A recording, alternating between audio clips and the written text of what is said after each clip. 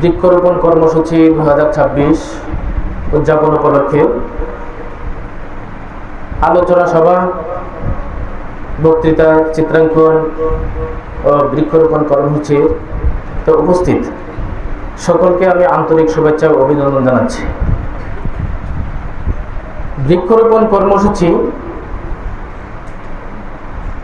নিঃসন্দেহে আমাদের একটি উত্তম এবং গুরুত্বপূর্ণ কাজ। এই বৃক্ষরোপণকে আমরা অনেকেই মনে করি যে সাধারণ একটা বিষয়, কিন্তু এই বৃক্ষরোপণ যদি আমরা পর্যালোচনা করি কোরআন এবং হাদিসের দৃষ্টিতে এবং সামাজিক দৃষ্টিতে এবং রাষ্ট্রীয় দৃষ্টিতে, সব দিক থেকে যদি আমরা এটাকে বিচার বিশ্লেষণ করি তাহলে বোঝা যায় এর গুরুত্ব কত। আমরা যদি কোরআন এবং হাদিসের দৃষ্টিতে দেখি তাহলে বৃক্ষরোপণ হলো একটি সদকায়ে জারিয়া। একটা প্রসিদ্ধ হাদিস আছে, আমরা তো সবাই মরণশীল, কুল্লু নাফসিন যায়িকাতুল মাউত, ঠিক না? প্রত্যেকেই আমরা মারা যাব। সেই হিসাবে রাসূল আকরাম সাল্লাল্লাহু আলাইহি সাল্লাম বলছেন, ইযা মাতাল ইনসান ইনকাতা আমালুহু ইল্লা মিন সালাসাতিন ইল্লা মিন সাদাকাতিন জারিয়া।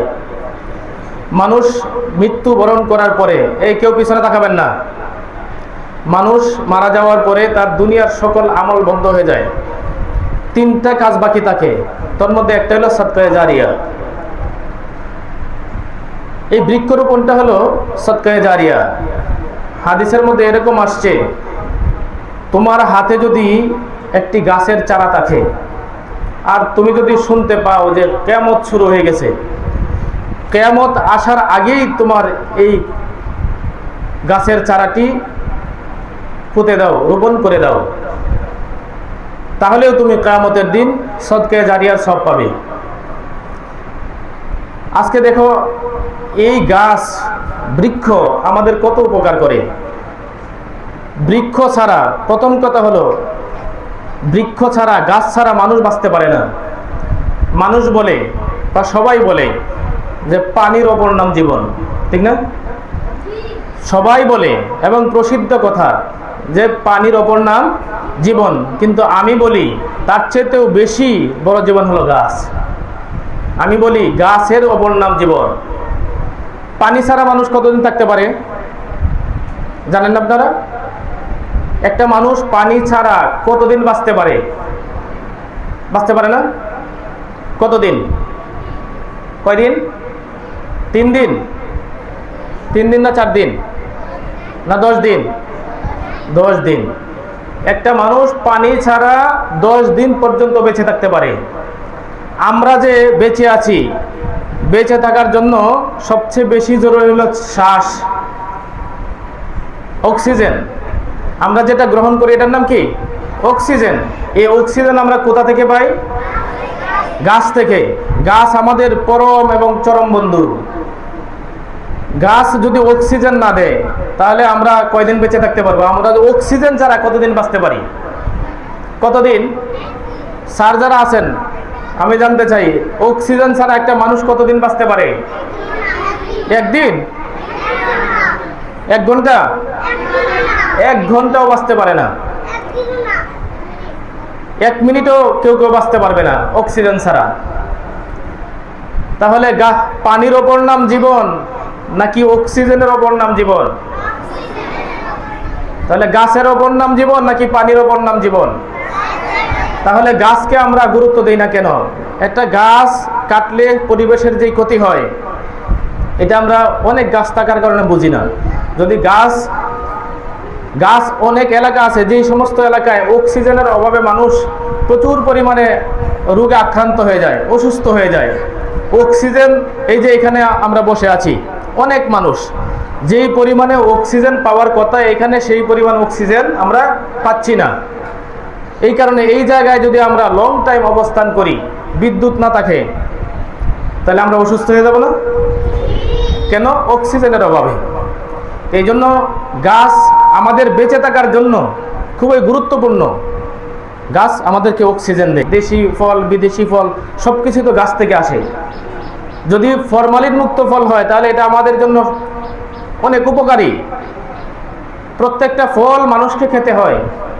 আমাদের শরীরে যে বিভিন্ন ভিটামিন আছে, ভিটামিনের ঘাটতি দেখা দিবে যদি আমরা ফল ঠিকভাবে না খাই, যদি সঠিকভাবে ফল ভক্ষণ না করি, যদি ফল আমরা মাঝে মধ্যে না খাই, ঠিক না? ফল খাই, তারপরে এই যে আমরা ঘরগুলি বাঁধি, ঘর বাঁধতে কি গাছের কাঠের প্রয়োজন হয় না? এটাও তো গাছ থেকে আসে। যদি আমরা গাছ না লাগাই তাহলে এই কাঠ কোথায় পাবো? লাকড়ি, এই কথা বলে না? আমরা যে পাক করি, এখন না হয় অনেকেই গ্যাসে পাক করে, বিদ্যুতে পাক করে, কিন্তু তারপরেও কি লাকড়ি ছাড়া কি দেশ চলবে? এই লাকড়ি কোথা থেকে আসে? গাছ থেকে আসে। এবং আমরা যত এই যে তোমরা যে নৌকা চালাও, নৌকা কি দিয়ে বানায়? অনেকেই স্টিল দিয়ে বানায়, কিন্তু নৌকা কি স্টিল দিয়ে বেশি বানায় নাকি গাছ দিয়ে, কাঠ দিয়ে? অর্থাৎ আমাদের জীবনের প্রত্যেকটা গুরুত্বপূর্ণ কাজে কাঠ ব্যবহার হয়। যদি আমরা প্রচুর পরিমাণে, পর্যাপ্ত পরিমাণে গাছ না লাগাই, গাছ যদি বৃদ্ধি না করি, গাছ যদি আমরা এই বাঁচিয়ে না রাখি, চারা গাছ যদি আমরা রোপণ না করি, তাহলে এত গাছ কোথা থেকে আসবে? আল্লাহ তাআলা আমাদের জন্য পৃথিবীতে অনেক জঙ্গল দিয়েছেন, সুন্দরবনের মতো অনেক জঙ্গল আছে না? এইগুলি থেকে আমরা যে কাঠগুলি আসে, এইগুলি আমাদের জীবনের মানে প্রয়োজনীয় জিনিসগুলি তৈরি হয় এগুলি দিয়ে।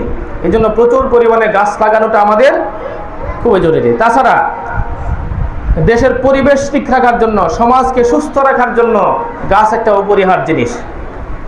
যদি গাছ পর্যাপ্ত না থাকে তাহলে আমরা অক্সিজেন পাবো না, আমরা অসুস্থ হয়ে যাব, সমাজে বিভিন্ন ধরনের রোগ ব্যাধি দেখা দিবে। এই জন্য যার যতটুকু জায়গা আছে ততটুকু জায়গাতেই কি করো? গাছ লাগাও। কোনো জায়গা ফাঁকা থাকবে না, রাস্তার পাশে, বাড়ির আঙ্গিনায় গাছ লাগাতে হবে। বলছিলাম গাছ সদকায়ে জারিয়া কেমনে হয়? গাছ আমাদেরকে ফল দেয়, ফুল দেয়, কাঠ দেয়, লাকড়ি দেয়। তাছাড়া আমরা যেই গাছটা কোনো ফল দেয় না, কাঠ দেয় না, কিচ্ছু দেয় না, ওই গাছটা আমাদেরকে ছায়া দেয়। তোমরা রোদ্রে যখন হাঁপিয়ে যাও তখন গাছ খুঁজো, গাছের নিচে বসলে পাখার বাতাস প্রয়োজন হয় না, শরীর এমনিতেই হয়ে যায়, শীতল হয়ে যায়, শরীরে ক্লান্তি দূর হয়ে যায়, ঠিক না? তো এই যে এই উপকারগুলি গাছ আমাদেরকে করছে। এই জন্য গাছের একটা পাতাও যদি কেউ ছিল, গাছ কিন্তু গাছের জীবন আছে, গাছের কি আছে? জীবন আছে। এটা আমাদেরকে জানতে হবে। গাছকে কষ্ট দেওয়া যাবে না, গাছের পাতা অহেতুক গাছের পাতা ছেঁড়া যাবে না, অহেতুক গাছের ডালা কাটা যাবে না, অহেতুক গাছকে কষ্ট দেওয়া যাবে না, কারণ গাছেরও জীবন আছে, গাছেও কষ্ট পায়। সদকায়ে জারিয়া কেমনে হয়? এই যে তুমি একটা গাছ লাগাইলা, তুমি নিজে ফল খেয়ে তুমি উপকৃত হলে এবং অন্য মানুষকে দিলে সেও ফল খেয়ে উপকৃত হবে। যদি বাজারে বিক্রিও করো তারপরেও তো তোমার সব হবে, কারণ তোমার এই বিক্রি করার কারণে এই ফল মানুষ খাবে, খাওয়ার পরে